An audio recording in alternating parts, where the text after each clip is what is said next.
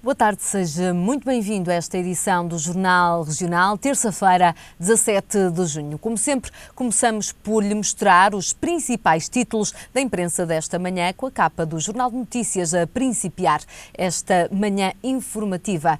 Em 2013, metade das reformas da Caixa Geral de Aposentações foram antecipadas, é o que diz pelo menos o cabeçalho do Jornal de Notícias, a referir-se então a reformas e pensões pagas o ano passado. O grande destaque vai para o Mundial 2014, aqui com Cristiano Ronaldo, com uma cara inconsolável, não destroicamos nadinha, diz então o JN, referindo-se àquela que foi a maior goleada de sempre de Portugal em grandes competições. Falhas infantis, diz então a legenda desta imagem, pouco Ronaldo e expulsão de Pep ajudaram Merkel a vibrar nas bancadas e também no balneário germânico. 4-0 foi então a goleada que a Alemanha impôs ontem a Portugal. Paulo Bento diz que pagamos caro os erros defensivos e ofensivos. A prioridade é sarar as feridas e ganhar aos Estados Unidos e ao Ghana para chegar até aos oitavos de final da competição. Há ainda duas lesões com as quais Paulo Bento terá que contar: Coentrão e o Almeida QO, entre 10 dias a 3 semanas, dá conta o JN. Nas laterais, primeiro destaque para a sociedade. A imigração não para. Portugal perdeu 60 mil habitantes num só ano. De resto, esta é uma notícia que vamos avançar mais à frente neste Jornal Regional.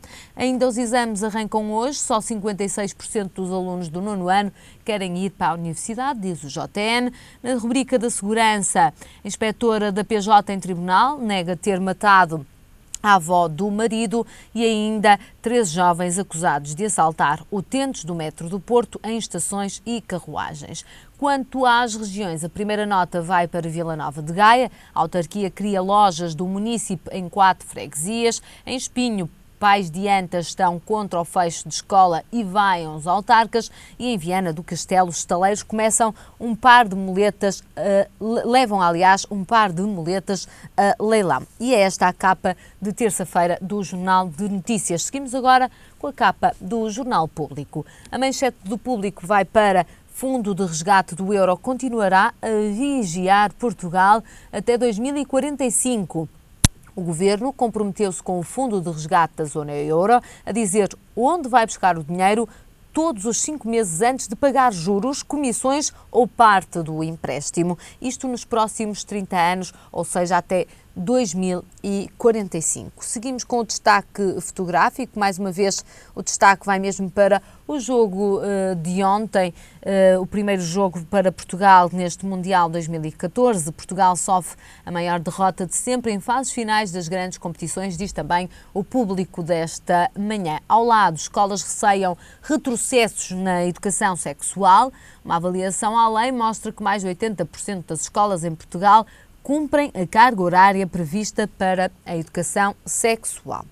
Também uma nota no desporto, mas motorizado, para Michael Schumacher, 7 vezes campeão de Fórmula 1. Ao que tudo indica e como confirmou a família, Schumacher acordou do coma. Ainda assim foi transferido de hospital e vai ter meses longos pela frente de alguma recuperação depois de estar meio ano em coma. Nos rodapés, aliás, no rodapé desta capa do Público, a primeira nota vai para os Estados Unidos e Irão, que admitem cooperar para travar os jihadistas no Iraque. Os dois países querem travar o progresso do ISIS. Kerry admite usar drones de vigilância. A tensão, de facto, aumenta no Iraque entre xiitas e sunitas. Já há alguma imprensa internacional que antevê mesmo uma guerra civil naquela região. Ao lado, Rússia corta o gás à Ucrânia e a disputa continua em tribunal. A Gazprom veio dizer que só fornecerá o combustível que Kiev pagar adiantado. Nota para a imigração e menos bebés que acentuam a crise demográfica em Portugal. Portugal perdeu então 60 mil residentes em 2013 e está ainda mais envelhecido. ICGP inquirido sobre cartões de crédito do governo Sócrates é a última nota desta capa. Responsáveis da Agência de Gestão da Dívida Pública ouvidos pelo DIAP. Seguimos agora com a capa do Jornal I desta terça-feira. E como não poderia deixar de ser, mais uma vez é aqui o CR7 que faz capa no I, a vestir a camisola da Seleção Nacional. Seleção em crise, sofre a maior derrota de sempre em mundiais. É o primeiro destaque do I desta manhã. O segundo destaque vai para uma notícia internacional. Rússia corta gás à Ucrânia. A Europa vai enfrentar a escassez energética. É a reportagem, também uma das reportagens que sublinha aqui esta capa do I desta terça-feira. Ainda Jorge Lacão responde a Alberto Martins. O discurso oficial da direção do PS optou pela moral do ressentimento, diz então Lacão. Nesta edição, também entrevista ao cantor e compositor Ivan Lins. Preciso da beleza dos outros para produzir a minha, diz então o cantor e compositor. Mais abaixo, o Ministério Público pode investigar a manipulação de contas da Espírito Santo Internacional. Vamos falar também sobre este tema no comentário desta primeira parte com António Meira. Ao lado, Santa Casa paga mais de 184 mil euros a educadoras. Ainda TAP proibida de vender viagens a partir de Pernambuco. E por último, esquerda, Livre e outros andam a tentar fazer uma coligação. Seguimos agora com os jornais por especialidade, começando pela economia com o Jornal de Negócios. Reformas antecipadas levaram corte de 15%, é a grande manchete de negócios desta manhã. A maioria dos funcionários públicos preferiu a redução a trabalhar mais. Bancários integrados na Segurança Social ficam fora dos cortes nas pensões. Avança então o Negócios, que traz aqui a entrevista a Gonçalo Moura Martins, da Mota-Engil. Vamos competir com as maiores, diz então Gonçalo Moura Martins. A Mota-Engil África, na Bolsa de Londres, reforça a capacidade de captar financiamento. Dividendos são chamariz para atrair investidores para a holding africana. Ao lado, o primeiro destaque vai para a banca e para o Grupo Espírito Santo, que adia a reunião de Lausanne, que junta a família e os aliados. A família quer fazer reorganização do GES antes de prestar contas. Nos combustíveis, conflitos no Iraque já estão a puxar pelos preços nos postos nacionais. São então as repercussões deste conflito internacional em Portugal. Ajuda externa, Troika quer compensação rápida ao chumbo do Tribunal Constitucional. E por último, uma nota para a energia. Consumidores de gás enfrentam risco de espiral de inflação. Avança o Negócios desta manhã. Agora o jornal O Jogo, vamos até ao desporto e como não poderia deixar de ser, é o jogo da seleção que faz a grande capa do jogo. Lindo serviço, escreve aqui o Jogo, a dizer que a seleção já está como gosta, a queixar-se do árbitro e a correr atrás do prejuízo. Paulo Bento diz que a arbitragem condicionou o jogo, é a pior derrota dos últimos 31 anos, dá conta ao jogo, pior estrela em grandes torneios e também Pepe expulso, Coentrão e Hugo Almeida lesionados e fora deste combate. Na lateral, o primeiro destaque vai para o Porto, Quintero por inteiro custa mais 5 milhões. No Benfica, Garay e Enzo finalizados no Brasil. E no Sporting, aumento de salário para Montero. E são estes os destaques, com os destaques de desporto, fechamos esta revista da imprensa do Jornal Regional. Seguimos com as notícias que marcam esta edição. Começa hoje a época de exames nacionais no secundário. São 12.210 os alunos que hoje fazem a prova de filosofia em todo o país. Já para os alunos do 9º ano é dia de exame de português. A prova de português é obrigatória para todos os alunos do 9º ano. Quase 106 mil fazem o exame, maioritariamente alunos internos do ensino regular. A grande parte dos alunos que faz a prova tem entre os 14 e os 15 anos, a idade regular para quem teve um percurso escolar até o 9º ano sem retenções. Os exames valem 30% da nota final dos alunos. No secundário e de acordo com o Ministério da Educação e Ciência, estão inscritos 158.566 alunos para os exames nacionais, dos quais 88.356 manifestaram a intenção de continuar a estudar e e de se candidatarem a um curso superior.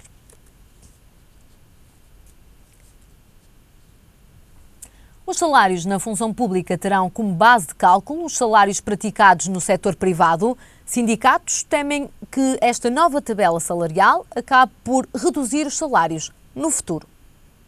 O Governo vai começar esta semana as negociações com os sindicatos, com o intuito de integrar todas as carreiras e cargos no setor público na nova tabela remuneratória única, a qual entrará em vigor em 2015 e será alargada de forma a integrar todas as carreiras e cargos no setor público, incluindo professores, reitores, magistrados, inspectores e médicos. Esta terá em conta os salários praticados no setor privado. O Ministério das Finanças garantiu que no início os trabalhadores da categoria profissional que forem integrados na nova tabela não perdem nem ganham remuneração face ao salário atual. Ficam numa posição virtual e vão progredindo na tabela naturalmente. O objetivo do Governo é introduzir mais transparência na determinação dos valores recebidos pelos funcionários públicos, consoante a respectiva evolução nas carreiras. Com este fundamento, o Governo pretende aplicar cortes nos salários ainda este ano, sem data definida. Até lá, os funcionários públicos vão receber os seus salários sem cortes. Já para 2015, está prometida uma revisão aos salários que irá manter-se no máximo até 2019. A nova tabela deverá entrar em vigor a 1 de janeiro, acompanhada já pelos cortes salariais, que podem chegar de 3,5% a 10% dos salários. O Governo defende que estes cortes serão aplicados apenas em salários superiores a 1.500 euros, de modo a não prejudicar as famílias mais carenciadas. Portugal perdeu mais de 60 mil pessoas em 2013 entre mortos e imigrantes. A crise leva muitos jovens e milhares de famílias a abandonar o país à procura de novas condições de vida. Com graves problemas económicos, os casais portugueses adiam a decisão de ter filhos e muitas vezes tomam essa decisão fora de terras lusas por acreditarem que noutros países terão mais ajudas. Portugal está a tornar-se um país para velhos, com cada vez mais jovens a sair do país, com a natalidade a assumir taxas negativas recorde e com o aumento da esperança média de vida, a população idosa é cada vez maior e Portugal assume-se como um país envelhecido. Segundo o Instituto Nacional de Estatística, existem 136 idosos para cada 100 jovens, prova da grave crise demográfica. A região norte foi a que mais habitantes perdeu no ano passado, cerca de 22 mil. Importa ainda referir que a região norte é a mais populosa do país. Este fenómeno não tem, para já, fim à vista. Seguimos agora com o comentário de Economia e Finanças com António Meira, por ser terça-feira. Seja muito bem-vindo, António, boa tarde. Boa tarde. Vamos começar exatamente por falar deste conflito no Iraque. Na revista de imprensa já vimos que estas tensões entre xiitas e sunitas que ameaçam a guerra civil no Iraque já fazem disparar o preço dos combustíveis aqui em Portugal. São repercussões de um conflito muito longe, mas que tem, de facto, repercussões cá dentro. Tem repercussões e poderá vir a afetar toda a estratégia que o Governo delineou no orçamento para 2014 e até para 2015. Portanto, isto pode mexer com a inflação, pode mexer com as exportações, pode mexer com o déficit, pode mexer com muitas variáveis. E porquê? Porque o preço do petróleo estava sossegado, esteve sossegado durante um ano, pelo menos. E na semana passada, aliás, falamos exatamente desta estabilização e o António tinha dito na terça-feira passada que estava estável acima, pouco mais acima dos $100 por barril, mas que estava estabilizado. Estava estabilizado, mas não falámos nos fatores geopolíticos. Exatamente. Quando acontecem estas coisas, embora o mundo está preparado para reforçar a produção se houver problemas mais graves no Iraque. Portanto, o Iraque não é um produtor principal. Já agora, para quem nos está a ouvir, o maior produtor mundial de petróleo é a Rússia, já não é um país árabe, já não é a Arábia Saudita. O segundo maior produtor mundial de petróleo é os Estados Unidos. E creio que o terceiro, que é a Arábia Saudita. Portanto, o petróleo deixou de estar naquele feudo dos países árabes. O Brasil já é autossuficiente em petróleo. Temos a Petrogal que produz petróleo, mas não em Portugal, produz no Brasil com a Petrobras. e é o maior exportador português neste momento de produtos refinados. E como é que o petróleo ou o preço do petróleo pode influenciar a nossa economia? Porque quando se projeta um orçamento de Estado, há duas variáveis muito importantes que poderão mexer com o orçamento, com os valores do orçamento, que é o preço da nossa moeda, que é o euro. Portanto, se a moeda subir muito, subir 10% ou descer 10%, irá influenciar as projeções e de que maneira, e o preço de petróleo. Combustíveis fósseis, no fundo, que é aquilo que faz girar um pouco a indústria, neste caso a indústria, não é? O que faz girar a economia é o capital, depois a indústria vem a seguir, isto é a minha opinião, não é? Portanto, o petróleo estava na semana passada a $108 e chegou no final da semana que passou, na terça-feira quando falámos, mas na sexta chegou aos 113. E começa a haver projeções que podem chegar aos 125 brevemente. Exato, são pode projeções, haver uma escalada nos pode preços haver uma escalada com nos este preços. conflito, mas tudo pode também, se os Estados Unidos e o Irão vierem a intervir neste conflito, e nomeadamente os Estados Unidos às vezes fazem uma coisa engraçada, que é anunciar novas reservas de petróleo para fazer baixar o preço. Acha que isto pode acontecer? Pode acontecer tudo. O petróleo também não tem vindo a subir muito nos últimos 2-3 anos, porque começa, portanto, já é obrigatório, ou melhor, já existiam alternativas ao petróleo, só que, por força dos lobbies, essas alternativas nunca conseguiram vingar. Estamos a falar das renováveis. Não só das renováveis, limpas. as energias limpas, os automóveis elétricos já existem há décadas, só que nunca conseguiram. Agora, já verificámos que existem empresas exclusivamente que produzem automóveis elétricos.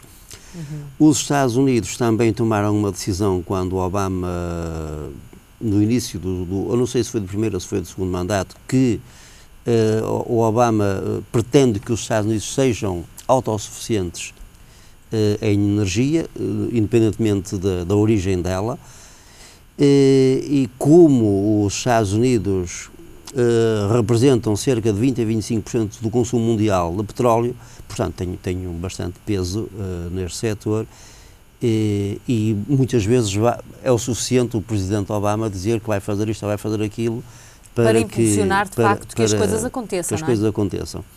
Portanto, relativamente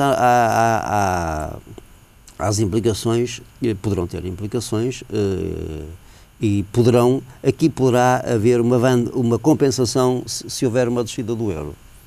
Poderá haver uma compensação. Uma desvalorização do euro? Uma desvalorização do euro. Acha que pode acontecer se de facto este combustível fóssil assumir um preço na cotação de mercado acima daquilo que é esperado para este ano? Pode acontecer, aliás, as últimas previsões é da queda do euro, mas são previsões e muitas vezes as previsões não são suficientemente fidedignas.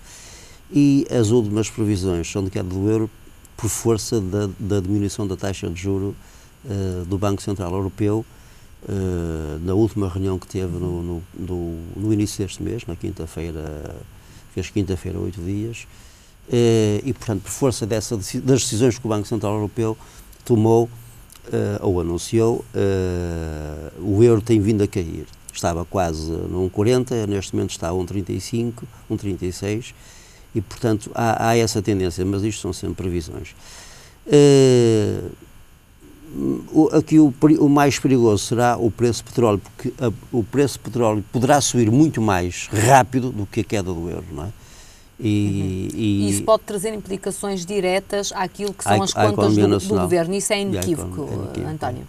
É inequívoco isso, porque portanto, o governo não se preocupa muito se os automóveis vão aumentar muito ou pouco. Claro que se preocupa porque há um imposto, há impostos, há o IVA, há o imposto automóvel, há o IUC, e isso tem alguma influência no Orçamento de Estado, mas o preço do petróleo, se disparar 10% ou 15% ou 20%, terá muito mais influência.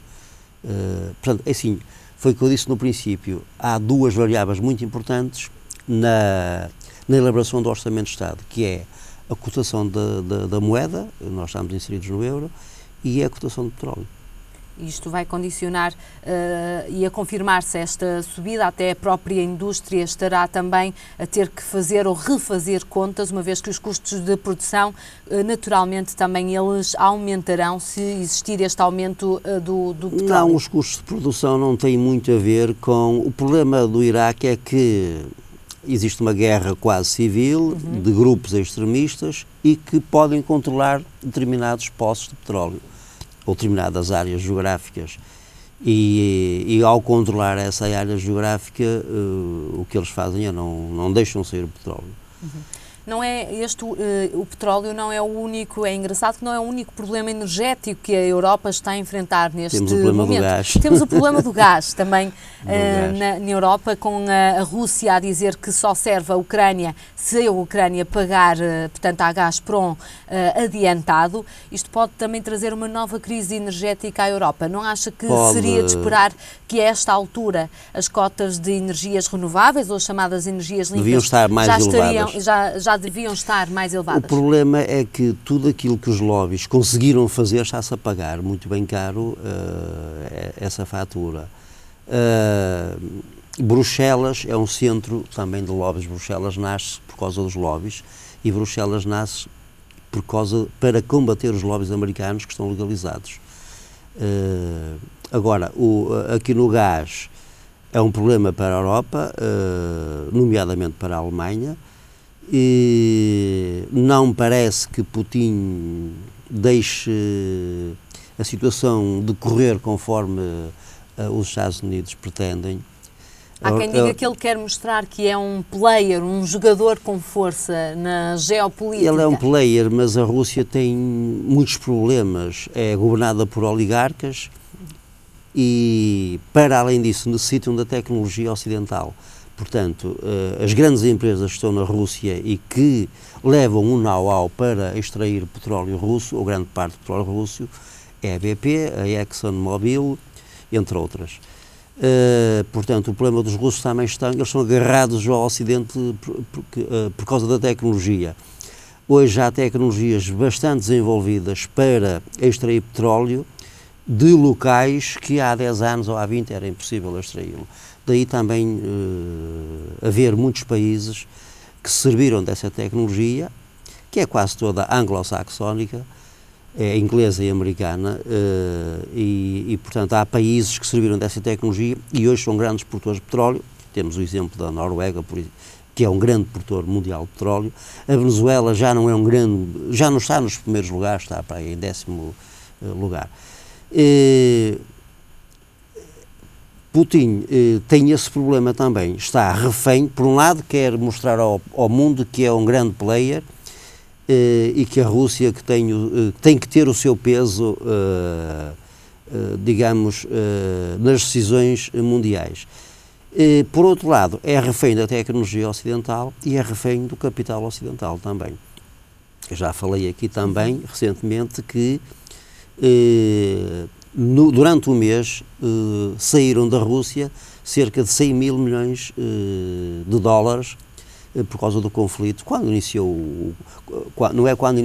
o conflito teve uma escalada mais alargada. Segundo notícias norte-americanas, que são tiradas por satélite, à partida são fiáveis, existem cerca de quase 40 mil soldados russos na fronteira com a Ucrânia. Não parece que Putin vai invadir a Ucrânia. A Ucrânia tem o Ocidente, numa situação destas, teria o Ocidente e a NATO do lado deles. Se calhar acelerava a incorporação da Ucrânia na NATO, e a NATO existe para proteger os seus membros, e portanto, a Rússia tem outro problema, a tecnologia militar russa está um bocado obsoleta. Portanto, se houvesse um conflito, que poderá haver, também não estou a dizer que não possa haver, mas se houvesse um conflito entre Rússia, Ucrânia e Ocidente, no fundo o Ocidente iria testar ali novas armas e isso iria humilhar um pouco a Rússia. e esperemos que não chegue a acontecer. Esperemos António, temos mesmo que passar para o nosso segundo tema, que nos leva até ao BES. Uma auditoria do Banco de Portugal detectou irregularidades nas contas da Espírito Santo Internacional, confirmadas por uma auditoria interna. O Luxemburgo também é outro dos países que acaba de abrir um inquérito a 3 empresas do Grupo Espírito Santo. Há também toda a polémica da sucessão de Ricardo Salgado. Há reuniões que estão a ser alteradas, remarcadas, ou seja, todos os dias este grupo é notícia. Há novos episódios. Exatamente, esta família e estes investidores são notícia. O que é que se passa no BES, muito concretamente? Muito concretamente, o que se passa no BES é o retrato ao mais alto nível da corrupção que existe em Portugal. O BES português é dono do BES angolano, tem mais de 50%, é o maior acionista. Claro que a família Espírito Santo ou a instituição BES serviu-se do Banco Angolano para desviar dinheiro. O Banco Angolano tem empréstimos no valor de 5,7 mil milhões de euros e só tem depósitos. Os depósitos não chegam a 3 mil milhões, quer dizer que o banco se endividou para emprestar. Isso chama-se, quando o banco empresta mais do que os depósitos que tem, aplica-se um termo que é o rácio de transformação. O Banco Central Europeu, por força da crise que desplotou em 2007, apertou esse rácio até 120%. O rácio do BES angolano anda nos 220%. Mas o mais grave desta situação é que não se sabe, o próprio BES diz que não sabe onde é que está o dinheiro. Eu se calhar era capaz de adivinhar onde é que está algum. Estamos a falar em 2 ou 3 mil milhões de euros que o BES angolano não sabe onde é que está. Claro que há políticos angolanos... É muito dinheiro para se perder, não acha, António? É muito dinheiro para se perder. Portanto, eles dizem que perderam o rastro aos empréstimos ou aos devedores, neste caso. Se não fosse o governo angolano e o banco angolano, o BES Angola teria ido à falência já. Diga-me uma coisa para deixarmos isto claro. Esta repartição, esta parte do BES que está em Angola, não é? Este BES Angola, não responde ao Banco Central Europeu? Não, responde ao Banco Angolano. Portanto, os bancos da zona euro, dos países Estou a dizer isto uma vez que a participação maior deste banco, deste BES Angola, é o BES Portugal. Sim, mas é uma instituição com sede e território fora do território europeu. Fora do território europeu e, neste caso, com sede em Angola. Embora eu possa ser acionista do Barclays, que tem sede em Londres, ou posso ser acionista da Heineken, que tem sede na Holanda, não é? Eu posso ser um acionista e não tenho que viver lá. O BES, como maior acionista, mas aquilo era uma entidade, assim, está sempre ligado ao grupo, de qualquer forma, está sempre ligado ao grupo, até pela posição que o BES português detém, que é superior a 50%, detém no BES angolano. Mas isto é um retrato daquilo que se pode fazer em termos de corrupção. E quem é que paga sempre isto? São os contribuintes. Em Portugal, os contribuintes estão a pagar as asneiras que os bancos fizeram, e em Angola são os contribuintes angolanos que irão pagar as asneiras que o BES, estou a falar neste caso concreto, provavelmente haverá outras situações noutros bancos. Nós temos outros bancos que têm lá participações, como o BPI, por exemplo, mas são sempre os contribuintes que pagam estes erros. Isto é desagradável porque não há... Os políticos também estão envolvidos nisto. Provavelmente até os políticos portugueses. As notícias dizem que há políticos angolanos que estão envolvidos nisto. E depois há muitos negócios, muitas empresas offshore. Aliás, Luxemburgo é um território offshore. Provavelmente aquilo que o Luxemburgo diz não irá fazer nada, não irá dar em nada, porque o Luxemburgo tem que estar calado. Porque... Sou pena de ficar sem alguns dos seus investimentos. Não é só isso, porque a Europa tem pressionado Luxemburgo no sentido de se desfazer desse sistema, paraíso ou desse paraíso fiscal, não é? Mas Luxemburgo ainda não se fez, nem parece que se vá desfazer. Até porque, no fundo, e de uma forma muito pragmática e realista, isto convém aos países. Já falámos aqui do exemplo do Chipre, por exemplo. Não é? Convém aos países.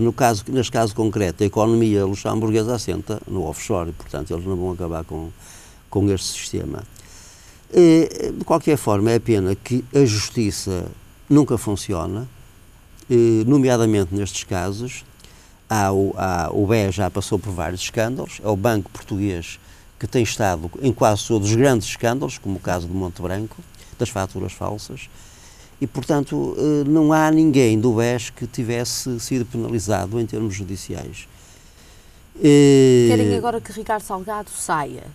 Ricardo Salgado tem que sair porque os buracos e os escândalos são de tal ordem graves que poderá pôr a própria instituição em causa, não é?